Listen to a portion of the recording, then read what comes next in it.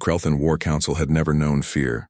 For 3,000 cycles, they had conquered 17 star systems, subjugated 42 species, and established themselves as the apex predators of the Andromeda Arm. Their exoskeletons could withstand plasma fire, their reflexes operated at superhuman speeds, and their battle philosophy was simple: overwhelm, dominate, destroy.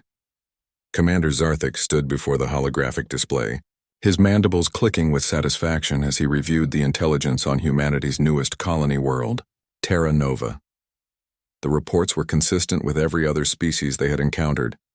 Fragile beings, slow reproduction rates, laughable physical defenses. They are soft-skinned, his tactical officer reported. No natural armor, no venomous capabilities, no enhanced sensory organs. They compensate with crude technology and pack behavior. Zarthix dismissed the report with a wave of his serrated limb. The invasion would begin at dawn. Dr. Sarah Chen had been expecting trouble. The Colonial Defense Grid had picked up the Krelthan fleet 3 hours ago, and evacuation protocols were already underway. Most civilians had retreated to the underground bunkers, but Sarah had remained topside at the research station for one reason: Brutus. The honey badger sat on the laboratory floor, utterly unconcerned with the impending alien invasion, gnawing on a reinforced steel bowl that had once contained his dinner. Sarah had brought Brutus from Earth as part of the terraforming biology program, a decision that had raised eyebrows among the colonial administration. Why a honey badger? They had asked. Because nothing on this planet will mess with us once they meet him, she had replied. Now, watching him destroy his third bowl of the week, Sarah wondered if she had made a terrible mistake. Or perhaps, she thought with a grim smile, the most brilliant decision of her career. The first explosion rattled the station's walls. Zarthix led the vanguard himself, 30 elite warriors storming through the research facility's breached entrance. The humans would learn, as all prey learned, that resistance was futile. They found the first human in the main laboratory, a female, standing calmly beside a desk, arms crossed. No weapon, no armor, just standing there. Surrender, soft-skin, Zarthix growled, his translator rendering the words in a harsh approximation of human speech. Sarah looked at the towering aliens, each one bristling with chitinous armor and wielded energy weapons. She glanced down at Brutus, who had stopped chewing his bowl and was now staring at the intruders with black, calculating eyes.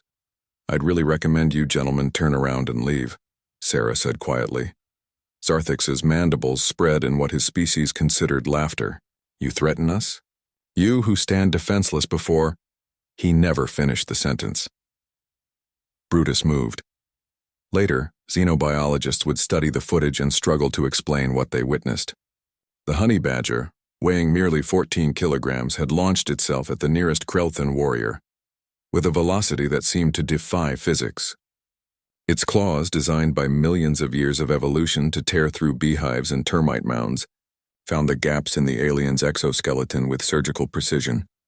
The Krelthan's scream was a sound that would haunt the survivors forever. Brutus didn't stop. He didn't hesitate. He didn't show mercy. He simply did what honey badgers had done on Earth for millennia. He attacked with absolute, uncompromising ferocity. Zarthix watched in horror as 3 of his warriors fell in as many seconds. The creature was too small, too fast, too relentlessly violent. It targeted joints, sensory organs, anything vulnerable. When one warrior managed to land a plasma shot, singeing the badger's fur, the creature didn't retreat. It became more aggressive. Fall back, Zarthix commanded, his voice cracking with an emotion he had never experienced. Terror. But Sarah stepped forward, blocking the exit. Brutus, heel.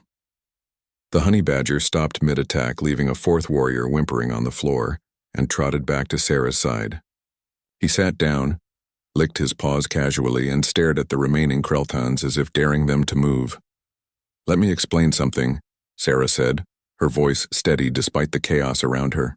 On Earth, honey badgers have a reputation. They fight lions. They fight leopards. They've been documented attacking buffalo.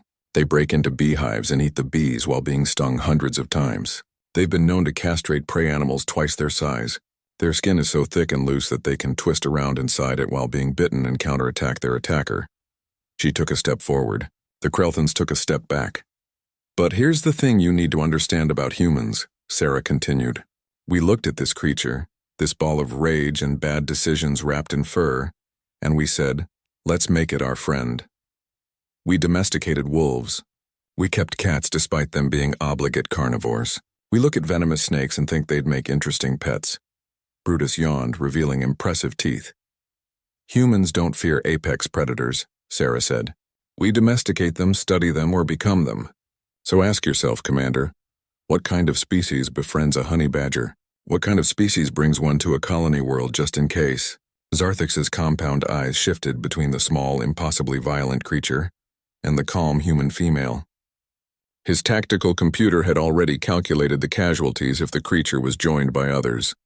The numbers were unacceptable. You are insane, he whispered. Sarah smiled. No, Commander. We're human. There's a difference, but I understand the confusion. The Krelthan fleet withdrew from Terra Nova within the hour.